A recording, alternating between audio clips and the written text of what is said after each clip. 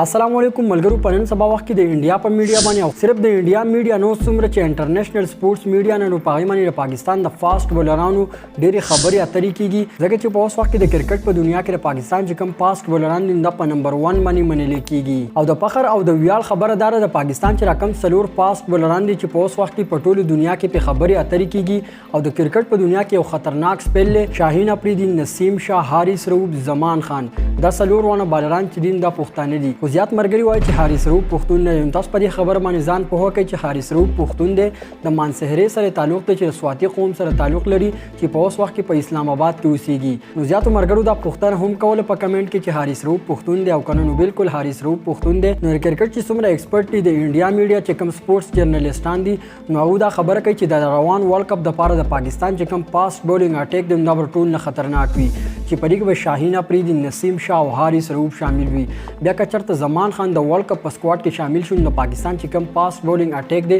نو دا به نور هم خطرناک شي خو الریډي د پاکستان په ټیم کې شاهین افریدی حارث رؤوف او نسیم شاه دا درې ونه فاست بولینګ اٹیک جوړه ور سره ده اوس وخت د پاکستان چې رقم فاست بولینګ اٹیک جوړارن دا په دنیا کې د ټول نه خطرناک حسابيږي د کرکټ ایکسپرت پوهان وایي چې د روان ورلد کپ لپاره د پاکستان د ټول نه خطرناک بولینګ اٹیک وي که تاسو وګورئ نو حارث رؤوف چې کوم دی په 1.5 سل سپیډ سره 1.52 سپیډ سره بالینګ کوي چې دا انتهایی تیز بالینګ دی د نه علاوه نسیم شاه هم کله ناکله د 1.5 سل سپیډ پوری بالینګ کوي او شاهین شاه افریدی هم د 1 سل 15 سپیډ پوری بالینګ کوي چې د پاکستان د درې بالران چې کوم دین دا کافي سپیډ هم لري او په بالینګ کولو کې کافي تجربه لري او په اوس وخت کې شاهین شاه افریدی د ټولي دنیا یو داس خطرناک بالر دی شاهین شاه افریدی په خپل اولنی اوور کې وکټ اخلي چې مخالف بیټینګ لاین په اولنی اورونو کې ماتوي نو که تاسو په انټرنیشنل سپورتس میډیا د انډیا په میډیا باندې وګورئ نو نن سبا چې کوم دی د انډیا په میډیا او په داسې نورو انټرنیشنل سپورتس میډیا باندې د کرکټ چې کوم میډیا نن په باندې د پاکستان د فاست بولینګ ډېری چرچې دي د کرکټ د سپورتس جرنالستان وایي د پاکستان سره چې کوم فاست بولینګ اٹیک ور سره دی